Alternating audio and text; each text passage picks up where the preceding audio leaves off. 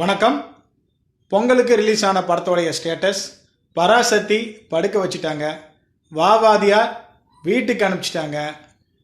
அதாவது தலைவர் தலைமையில் அந்த படம் பார்த்தீங்கன்னா டிடிடி உண்மையிலேயே ஜீவாக்கு அன்எக்ஸ்பெக்டடாக இந்த படம் பார்த்தீங்கன்னா ஒரு சக்ஸஸ் ஆயிருச்சு. சொல்லப்போனால் டிடிடி தான் பொங்கலோடைய வின்னர், அதுதான் கப் அடிச்சிச்சுன்னு சொல்லலாம். திரௌபதி கண்டிப்பாக பெரும்பாலான சப்போர்ட் அந்த படத்துக்கு கிடைக்காது அப்படிங்கிறதுல எந்த சந்தேகமும் கிடையாது. மொத்தத்தில் பொங்கல் வின்னராக நம்ம 3T ஜீவா. ஸோ இதில் எந்தவித சந்தேகம் கிடையாது. அந்த படம் இன்றைக்கி எல்லா பக்கமும் பயங்கர பாசிட்டிவாக ரொம்ப நல்லா வந்திருக்குன்னு சொல்கிறாங்க.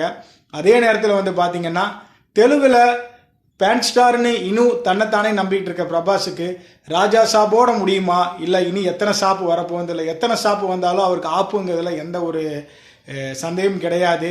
இந்த வகையில் அடுத்தது எஸ் சேருவார்னு நான் நினைக்கிறேன். ஏன்னா டாக்ஸிக் அவ்வளோ பெரிய டாக்ஸிக்காக இருக்குது. ஆளானப்பட்ட பாகுபலி, கேஜிஎஃப்னு நடித்த இந்த 2 பேர் தான் இந்த சினிமாவோட நம்பிட்டு இருக்கு பேனுன்னு. ஆனால் ஒரு விஷயம் புரியணும், அதாவது இதிகாசங்கள் புராணங்கள் மட்டுமே தான், அந்த கதைகள் மட்டும்தான் ஜெயிக்க வைக்குமே தவிர இப்படி இருக்கக்கூடிய ஸ்டார்டம் எல்லாம் பார்த்தீங்கன்னா கதை சரியில்லைன்னா எந்த படமே குப்பை படம் தான். இனிய பொங்கல் நல்வாழ்த்துக்கள். நன்றி, வணக்கம், தேங்க்யூ.